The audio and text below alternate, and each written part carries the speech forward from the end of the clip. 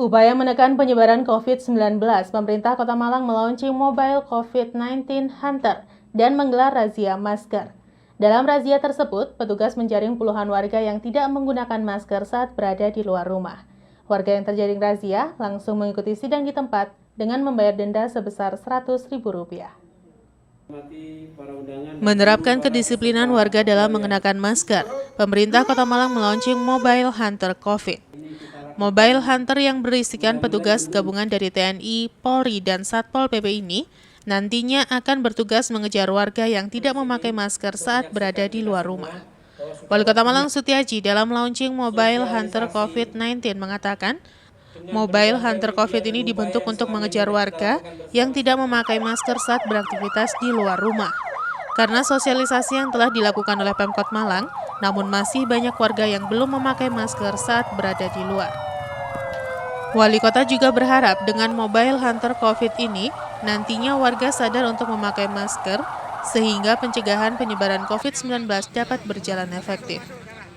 Sementara selain melaunching Mobile Hunter COVID-19, juga dilakukan operasi masker gabungan yang berlangsung di depan kantor Balai Kota Malang. Dalam operasi ini, puluhan warga terjaring razia. Warga yang terjaring razia langsung sidang di tempat dan membayar denda sebanyak Rp100.000. Operasi masker ini diwarnai aksi protes salah satu warga yang terjaring razia karena tidak memakai masker saat mengendarai mobilnya. Bahkan saat disidang dan diputus bersalah oleh majelis hakim, dirinya menolak membayar denda dan mengajukan banding. Sementara, operasi masker dengan sidang di tempat akan rutin dilakukan di Kota Malang. Hal ini untuk menerapkan Inpres nomor 6 tahun 2020 dan Perda nomor 2 tentang protokol kesehatan COVID-19. Harapan kami ini mungkin 1, 2 hari, 3 hari orang-orang sudah sadar untuk itu, yang harapannya nanti akan secara masif gerakan masyarakat kita menyadarkan dirinya untuk pakai masker. Ya, efektif tidaknya kita lihat ini belum jalan, tapi insya Allah standarisasi yang ada di baik Inpres maupun Perda 2 2020 dan Pergub 53 2020, insya Allah itu sudah ada tahapan-tahapannya. Yang alhamdulillah hari ini tadi juga yang naskah akademik dari perubahan Perda nomor 2 tahun 2015 kita sudah mulai.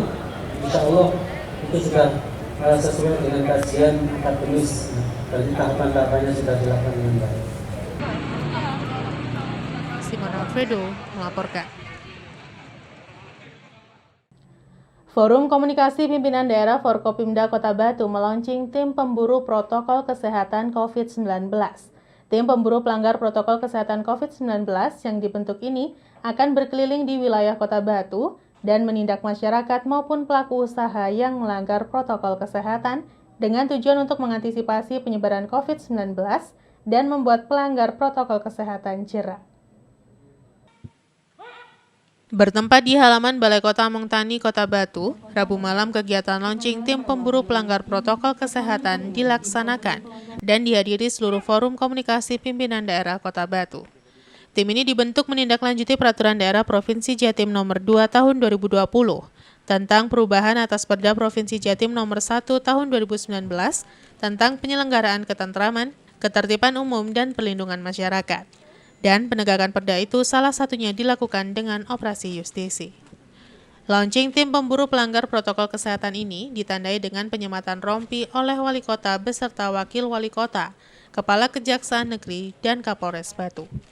Sementara Wali Kota Batu mengatakan saat ini sudah saatnya dilakukan penindakan terhadap pelanggar protokol kesehatan, karena selama masa pandemi COVID-19, pemerintah Kota Batu sudah cukup memberikan edukasi dan sosialisasi kepada masyarakat.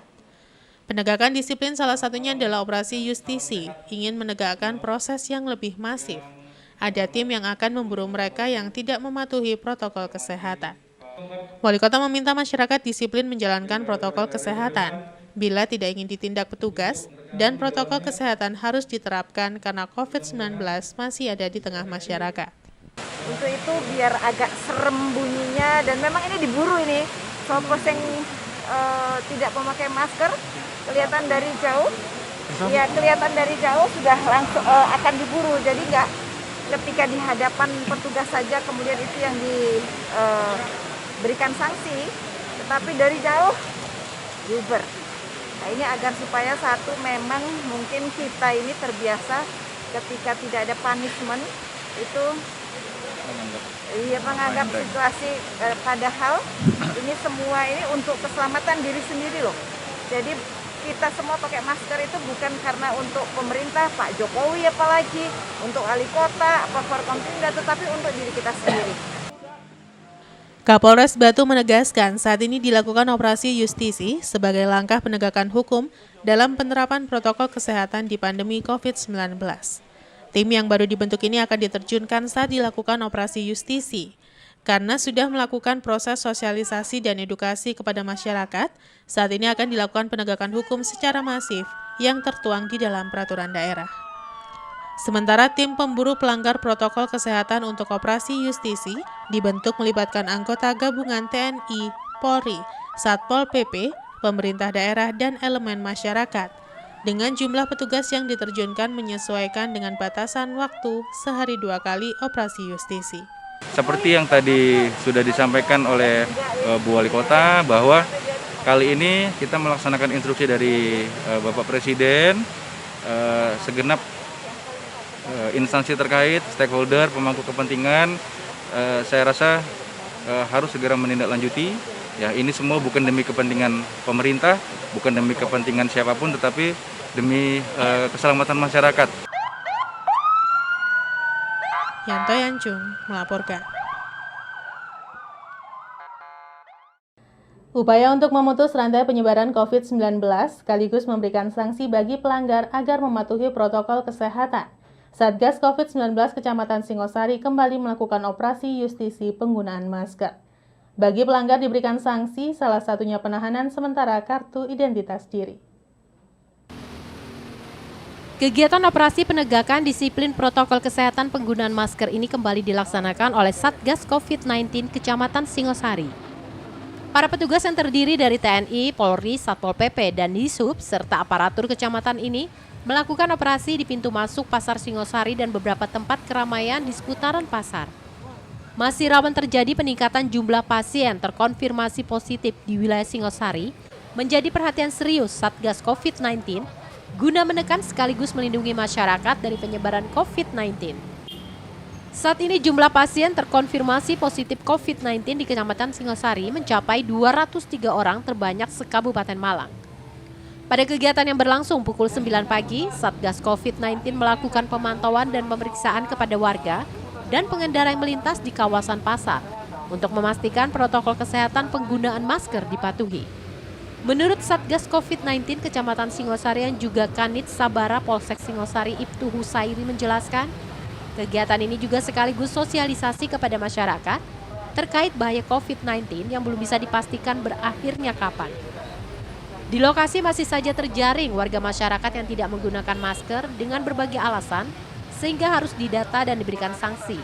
Salah satunya penahanan sementara kartu identitas diri. Hari ini kita di Pasar Singosari, gabungan dari Polsek Singosari, dari Koramil Singosari, Kecamatan dan Kelurahan Bagendan melaksanakan operasi pemakaian masker, yaitu penegakan disiplin dalam rangka instruksi Presiden nomor 6 tahun 2020. Kita himbau, kita laksanakan penindakan terhadap orang-orang yang tidak memakai masker, yaitu untuk supaya COVID-19 yang di Singosari paling tidak bisa ditekan supaya tidak berkembang.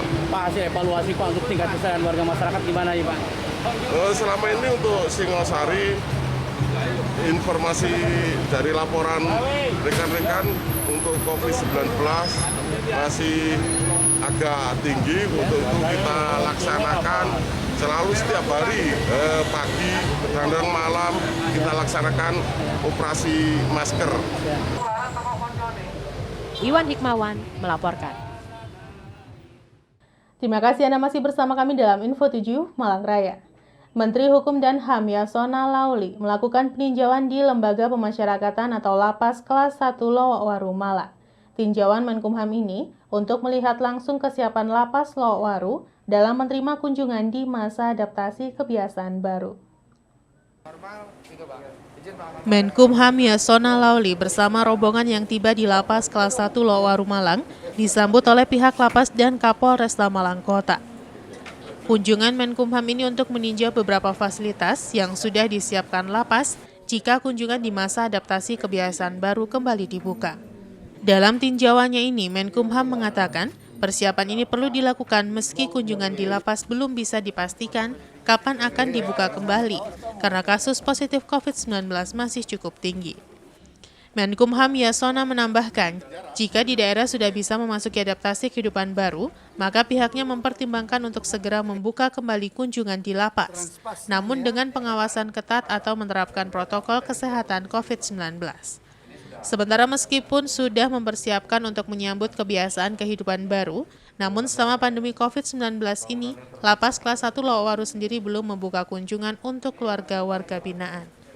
Pihak lapas mengganti kunjungan langsung dengan fasilitas kunjungan drive-thru, yakni keluarga warga binaan hanya bisa menitipkan makanan atau barang untuk warga binaan kepada petugas lapas. Kita lihat kalau sudah pemerintah memutuskan ada tahapan berikutnya di Jawa Timur, baru itu tadi proses itu sudah disiapin sama Kalapas untuk kunjungan.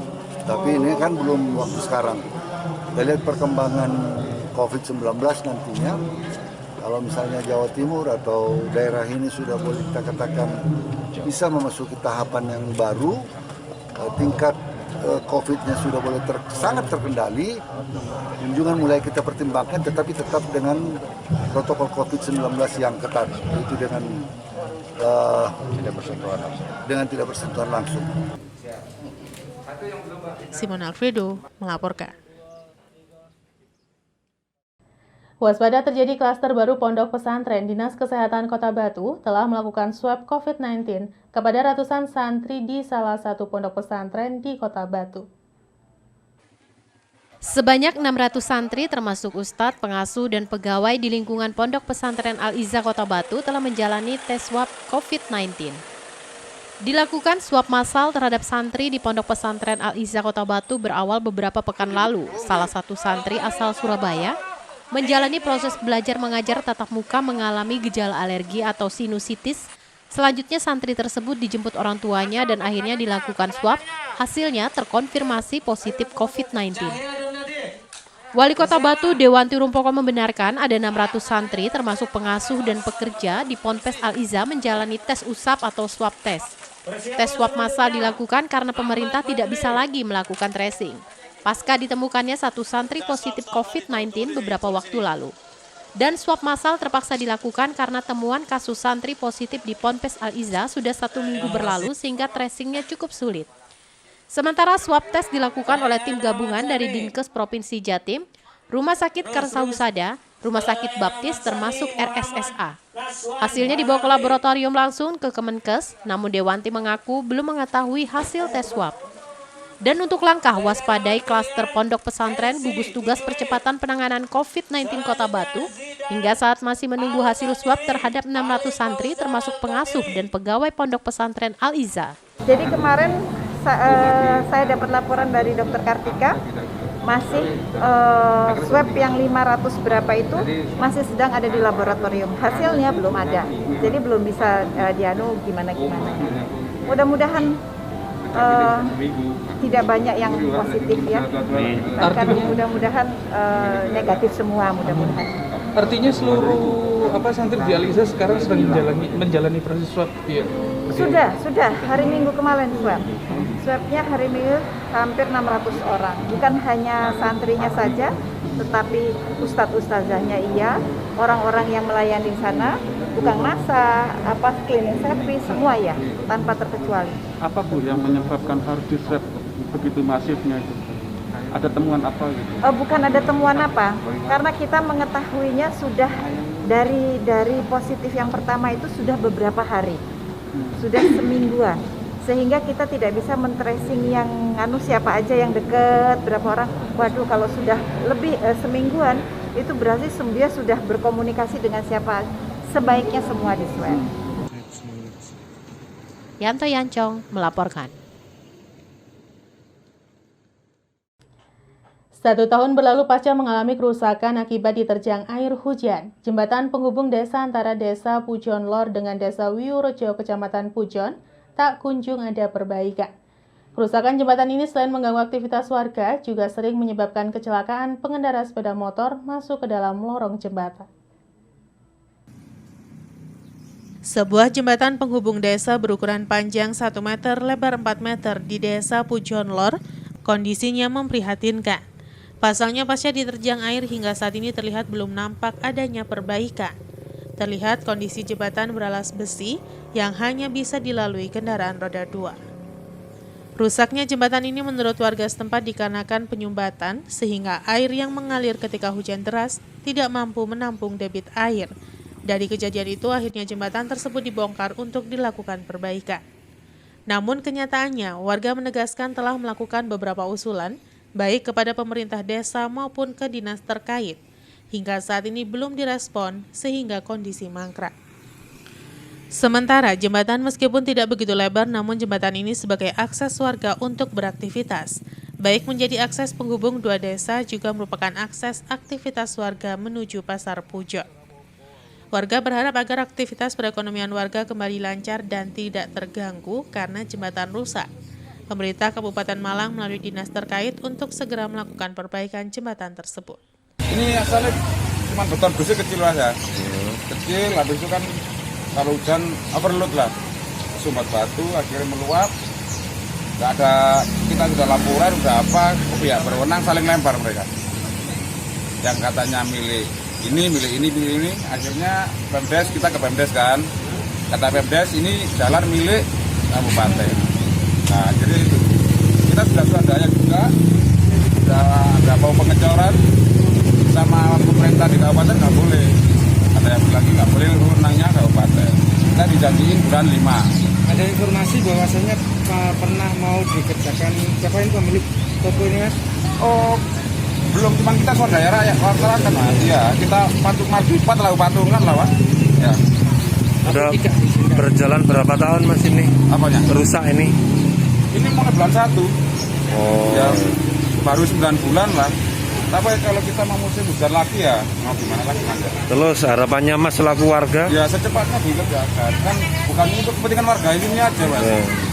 Pasar mas, fasilitas umum, ya kan? Kalau kita mobilitas, kecelakaan siapa yang mas nanggung?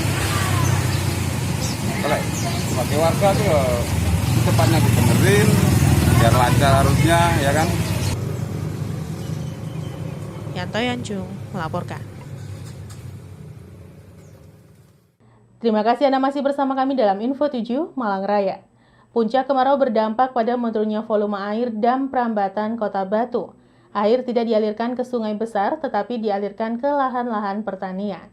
Diperkirakan ketersediaan air masih akan mencukupi sampai datangnya musim penghujan. Beginilah kondisi dam Prambatan Kota Batu pada puncak musim kemarau. Volume air semakin turun sehingga tidak dialirkan ke sungai besar, tetapi dibagi 2 jalur menuju kawasan lahan pertanian di kiri dan kanan dam.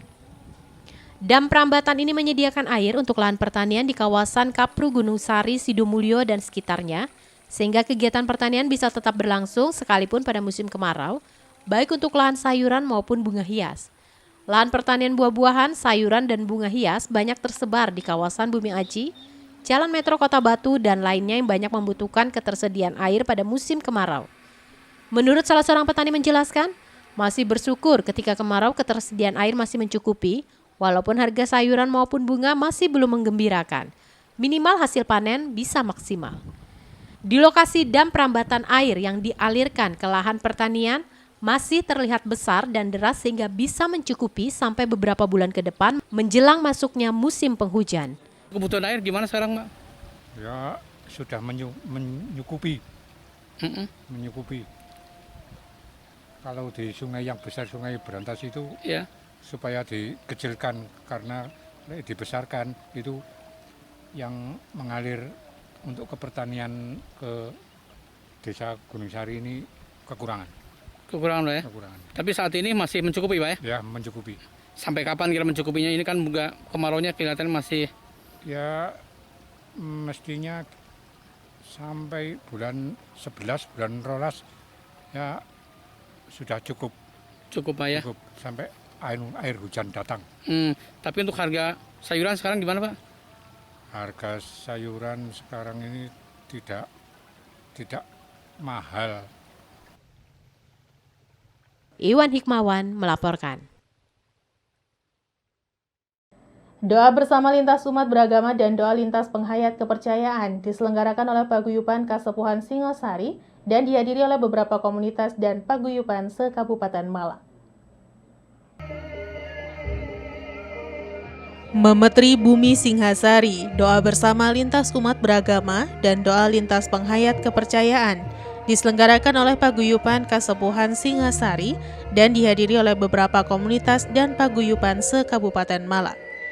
Di antara prajurit pengawal Panembahan Agung KGPH Tejo Wulan yang dipimpin oleh Pangarsa KRH Gusripno Waluyo, SE SPD SH, dan Pangarsa Samin, Paguyuban Purwolaras, Pangarsa Pambimaya Semalang Raya, Paguyuban Mocopat Gunung Kawi, dan beberapa budayawan, tokoh adat dan tokoh agama dari beberapa agama dan kepercayaan se-Kabupaten Malang hadir untuk mendoakan keadaan dan segera berakhirnya COVID-19 agar masyarakat bisa bekerja nyaman dan tanpa khawatir adanya COVID-19. Acara di Museum Singhasari ini juga dihadiri oleh Ketua DPRD Kabupaten Malang, Bapak Haji Didik Gatot, beserta camat dan jajarannya yang merasa senang bisa berdoa bersama untuk keamanan dan kenyamanan warga masyarakat Kabupaten Malang. Harapan dari KRT Parno Adipuro semoga saja dengan berdoa dan saling mendoakan, COVID-19 segera selesai dan masyarakat Kabupaten Malang bisa bekerja dan hidup lebih aman dan nyaman. KRT Parno juga berharap nantinya Kabupaten Malang lebih sukses dan makmur masyarakatnya serta para pemimpinnya.